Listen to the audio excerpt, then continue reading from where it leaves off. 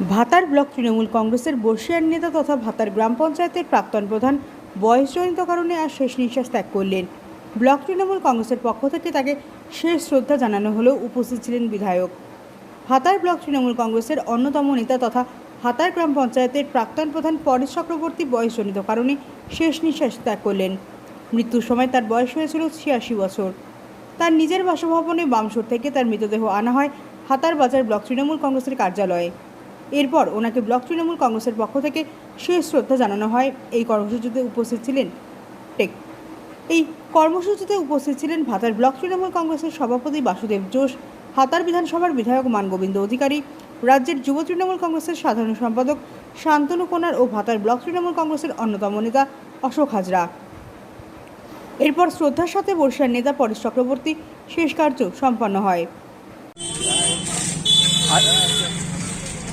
আজ আমরা ভাতারের যে তৃণমূল দল, আজ আমরা খুবই মর্মাহত।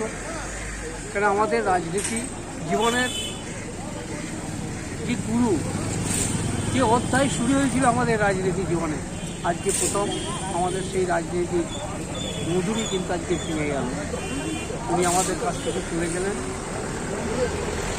আমরা এই মুহূর্তে শুধু ওনার আত্মার শান্তি কামনা করব, পরিবারবর্গকে আমরা সমবেদনা জানাবো, আর ঈশ্বরের কাছে আশীর্বাদ চাইব এইটাই, তিনি যেন আমাদের আশীর্বাদ করেন।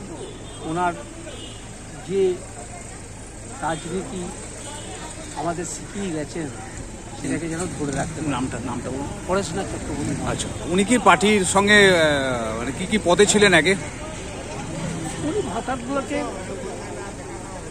ব্লকের বহু পদই গ্রহণ করেছেন। তার সঙ্গে উনি ছিলেন একজন শিক্ষক।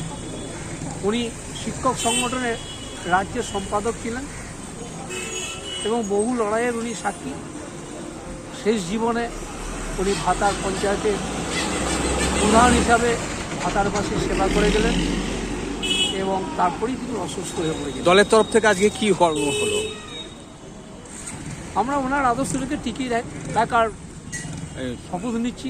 আমরা ওনার মরদেহ ওনার পরিবার বাড়িতে গিয়েছিলাম, সকলেই, বিধায়ক সহ সকলেই আমরা গিয়েছিলাম। তারপর আমরা আমাদের যেটা সেন্ট্রাল পার্টি অফিস ভাতার ব্লকে, সেই পার্টি অফিসে মরদেহ নিয়ে আসি এবং সকল কর্মী নেতৃত্ব সকল থেকে ওনার আত্মার প্রতি শ্রদ্ধা জ্ঞাপন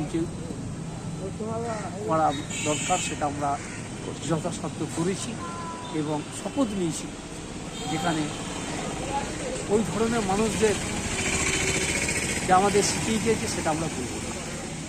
ভাতার থেকে আমিরুল ইসলামের রিপোর্ট, সুন্দর বাংলা নিউজ।